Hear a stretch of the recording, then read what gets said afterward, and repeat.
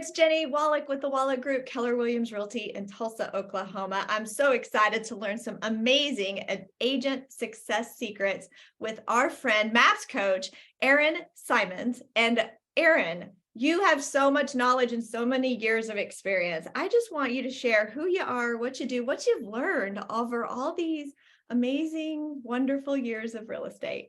Yeah, thanks, Jenny. So I've been selling real estate for 19 years, and I've been coaching for the past almost 10 years, full-time for the last 6 years.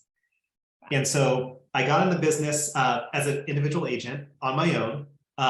Someone had given me some scripts, and I started cold calling. And what I realized very quickly is I couldn't take a listing to save my life. I could set appointments like crazy. I couldn't take a listing. And so I looked around to see, I knew I wanted to join a team or to partner with someone. And so about a year into it, I joined a team. And again, I would set appointments. The rainmaker would go take the listings. I'd be part of it. I'd learn.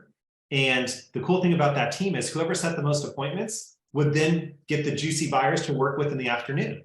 So as a result of setting the most appointments, I then became the lead buyer's agent. And ultimately, the listing agent, the lead listing agent, which is ironic because I joined the team not knowing how to take a listing. I left the team having gone on over 1,200 listing appointments and averaging about 25 appointments a month. So.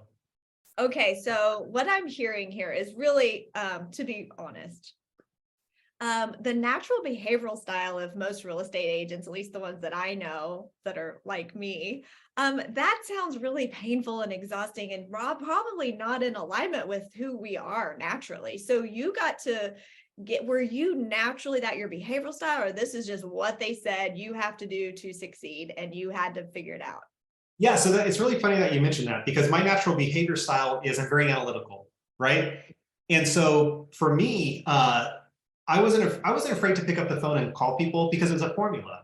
Mm-hmm. Scripts at the end of the day are a formula. If they say this, you say that. If they say that, you say this, right? So I would practice, on my own, not even with a role play partner. I would record a role play with someone who I knew had the right answer, and then I would practice it on my own over and over again, right? And so I got very good at objection handling over the phone. And what I wasn't good at though was the in-person part, right? But I learned how to be adaptive, right? And how to be versatile over time. And that's what was the key to becoming a really good listing agent, is being versatile. Wow. Because when I was on my own, I'd walk in there and I'd be my normal analytical self. But if you're meeting with someone who's not that profile, it didn't go very well. Yeah. So it was versatility that was the key. Well, I love it that you know who you are in your own natural behavioral style. You still worked around it to become super successful in real estate, which I love because that just tells us that it doesn't matter who you are or how you show up. There are clients for all of us. You just have to figure out you and how to mirror and match with them. So what are some of your greatest lessons from all those years of being a successful real estate agent that helps you today with your coaching clients? Yeah, so it goes back to versatility. Right. And what we have to remember is that we don't have to, anyone can go win any appointment or any client. And when we're being versatile, we don't have to be that way forever. Right. It's only when we used to say showtime. When you walk into a listing appointment, it's showtime. So my natural tendency is to be very quiet. I'm not a very social person. I'm not a very good talkative. Like small talk isn't, I'm very awkward in that arena. But when it's showtime, as you've seen, right, you step up, you perform. And anyone can do that. Anyone can learn to be a great showman and a great listing agent just by understanding the personality styles and the scripting. You can go and do anything. I think that's what I've learned. And same with coaching clients. Well, what I really appreciate about your coaching and training style was recently we were on a mastermind together and you very tactical. I can tell your style is you get you excited when you know there's a formula and a plan and you've seen the success of it. So kind of share with people in your years of what you've learned is a really great way to find listings and to succeed in this business. Yeah, and what I love about the business, again, there's so many different ways that you can succeed in real estate, right? There's not one way. Some people, like to talk to strangers like I did. Some people only like to talk with people they know, their database, right? Some people want to market and have people call them. There's no, right or wrong way to do it. The key to any of it is consistency. And it's time on task over time. And where I see people fail is that they don't give it enough time. They either don't give it enough time and they give up too soon to see results, or they try to do too many things at once. And that's like, it's either one of those two things. They give up too soon or they try and do too much. They bounce around. Well, it's really, really easy in our business, Aaron, to hear the latest, greatest trend or silver bullet or magic pill that's going to solve all our business problems. So how do you decipher which one to choose? Yeah, well, look, it's going to be what gets you excited, right? So if you find yourself trying to call strangers and you're not doing it and there's resistance and all of that, well, that's a clear indication that's probably not the right thing, right? You might be better served by going out and networking or going out and door knocking or going out and doing something different than what you're trying to force yourself to do because the person next to you in the office is having success that way. So there's nothing wrong with trying things on to find the right fit, but we have to know that that's what we're doing. We're not bouncing around. We're just trying on what fits because it all works if you do. So the reminder here that I'm hearing you say is it's okay to switch something if it isn't you and not working with you. Like, for example, when I needed to call expireds and for sale by owners in bold, I felt like I was going to vomit. So I think that was my indication that I would just keep calling my database. And with permission from a coach one time, they're like, well, why are you trying to do that? Because then I was just shutting down and not lead generating at all. Yeah, right? That's exactly right. And by the way, I mean, even with expireds, if you don't like calling them, it doesn't mean you can't door knock them, right? It doesn't mean you can't send direct mail to them. So even in that one source, right, we could take whatever your comfort zone is, whether it's just straight up calling them, whether it's seeing them in person, or whether it's marketing to them. That source can still be successful across all three of those mediums. Let's talk about what you get really excited about, and that is going to be talking about our seniors and our boomers, our downsizers, because there's so much opportunity there. There is, and really that's just part of a bigger question called, why not just work with people that have to do something? Yeah. And so, and look at it, the market that we're in right now, really the only people who are doing things are those that have to, right? And if we talk about the listing side, there's the 4Ds that everyone's heard of. I didn't coin them, right? And I know there's more than 4Ds, but the original 4Ds were death, divorce, drugs, disability. I know there's now deployment. I know Cody Gibson likes to say the job. Anyway, there's dependence, right? There's all sorts of Ds, right? But when we look around at the Ds, at the end of the day, there's always going to be someone that has to do something. So that's why we start with the Ds. Now, what I get passionate about on those Ds is more of a little bit more of it. It's the death and the disability side, but it's really just an acknowledgement that right now, when we look at where 75% of the listings are coming from, it's boomers downsizing, seniors transitioning, and families inheriting property. You can challenge me on it. However, when I look at my clients across the board, or I talk to anyone about it, that gives me pushback. When we start to inspect their listings over the last 12 months, all of a sudden, they're like, you're right. Boomer downsizing, senior transitioning, family inheriting property. That's who's selling right now, because those are the people that aren't impacted by interest rates. Okay, so let's dive into this then. Where do we go from here then? What's your best tip and advice for our fans? Yeah, so the best tip and advice on how to actually go after these three is through the other professionals, because what all these have in common is that they're all connected to other professionals, oftentimes before they get to us. Financial planners, CPAs, estate planning attorneys.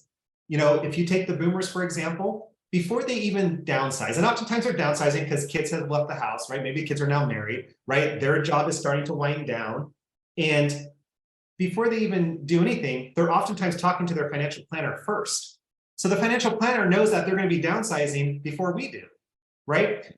Look, when we have a senior, right, mom, dad, grandma, who needs to sell their house and move into a retirement facility, same thing. They're oftentimes talking to that financial planner first.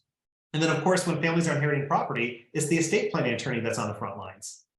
And in all three of those examples, the CPA is going to come in at some point because there's going to be tax questions or tax implications. And so those three professionals, and there's more, but those are the big three that are on the front lines that if we got into relationship more, we'd have a lot more referrals going back and forth.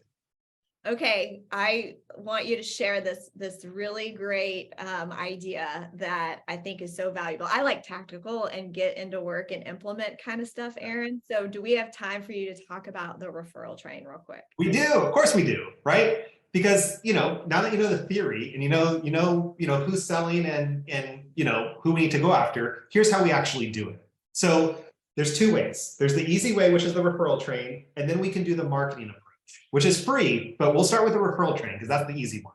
So here's how this works. Hopefully we all file taxes each year and we are at least connected to one of these three professionals. It doesn't matter which you start with. However, we'll start with the CPA since hopefully we all have one, right? We go to that CPA and we say to the CPA, Mr. or Mrs. CPA, who do you refer your clients to when they have financial needs, right? Well, that CPA is oftentimes going to then refer us to a financial planner because where do these other professionals get their business from? Other professionals. So we call the financial planner and we say, Mr. or Mrs. Financial Planner, so-and-so CPA referred me to you and thought it would be a good idea for us to connect to see how we might be able to help each other's business. Great, so now we're talking to financial planner. We ask the financial planner, hey, who do you refer your clients to when they have estate planning needs? They're going to refer us to an estate planning attorney. We now call the attorney, hey, so-and-so financial planner referred me to you. Even though I just met them, they don't need to know that. They referred me to you and thought it would be a good idea for us to connect to see how we might be able to help each other. So now we're talking to a estate planning attorney, right? So we ask the estate planning attorney, hey, who do you typically refer your clients to when they have tax needs? Now, chances are that estate planning attorney is going to refer us to a different CPA than what we started with because we're already too removed. So now we're talking to a new CPA who will probably refer us to a new financial planner who will probably refer us to a new attorney. And so that's what I call the referral train. It's so dang smart. Yeah, and look, it doesn't have to be that linear, right? You could ask your whoever you're connected to for multiple referrals, right? But the point is, just start with what's right in front of you and ask for the referrals, and then make the call as being referred to them versus a cold call. That's the whole point. Well, the other thing is that we are real estate professionals and we know that this is a contact sport. We need to be making contacts and deepening relationships every day anyway, and growing our Met database. This is another layer of this, which is so brilliant to me. Well, look I believe that we should all at least have a referral network of 25 professionals, right? Whether it's all attorneys, whether it's all financial planners, whether it's a mix of it. Because the point is that the 80-20 principle definitely is in play, right? You need enough professionals because only 20% of them are going to give you 80% of the referrals. So you have to have a big enough network to find those 3, 4, 5 that are going to be referral machines, right? And it doesn't mean you lose contact with the rest of them, but we have to have a big enough network to find the ones that are going to have multiple referrals. And then of course we can focus more time on those. But you've got to have a big enough network. It's a numbers game, just like everything. Now, Aaron, I'm gonna go like personal here, and this might not be comfortable for you because now I know you don't love this stuff. But what's your greatest joy in coaching real estate agents? When they take the coaching. Wow. So I love nothing more than when I get an email during the week or in between calls that they took what we talked about and implemented it and are having success. That is the best feeling in the world. That's the best feeling. It's so amazing. And, I'd asked you in advance something that you were, still working on and striving for. And you mentioned freedom. What's that mean to you? Yeah, well, freedom to me, and I know we talk, in our company about wealth building and passive income. And so freedom, like the definition of freedom is to be able to do what you want, when you want, with who you want, whenever you want, right? And so, yeah, I mean, that's what drives me. And I think that's what drives a lot of us. We might have different ways that we express what freedom looks like. But Gary's definition is your passive income, pays for your lifestyle. And so that's exciting because there's a lot of things I love coaching. There's a lot of other things I love though. And freedom gives you that opportunity. Have you found that, being, having a family and you live in a beautiful location is personal development really important to you, although you also really focus on business building and helping others? Yeah, no, I mean, I've been in the personal development vein since I think I was 18, 16. I remember I had a cousin who gave me a book, and it was, I think I was a teenager. It was The Way of the Peaceful Warrior, which is very much a personal, development book, for kids coming of age. And that was probably when I first got my taste of we actually have control over what we do. And I haven't read that book in, I don't know, 25 years, but that I don't know that I've ever stopped in the personal growth realm, whether it's seminars I attend or people I listen to or books I read. If we don't continue to grow, I don't know. I don't know that it's wrong, but there's a lot more joy when we're growing constantly. That's what I find. I agree. Thank you for allowing us to keep growing with your brilliance and super smart ideas and systems. How can people best connect with you or connect, reach out in any way? Yeah, I mean, they can email me, right? I'm sure you can share my email, aaronsimons@kw.com. Email me all day long, whatever they like. I love it. Well, we'll make sure and share some of these fun systems and ideas that you have shared with me. And I'm so grateful to talk to you and to see you, and My pleasure. great to see you in person soon enough. Awesome. Thanks, Jenny.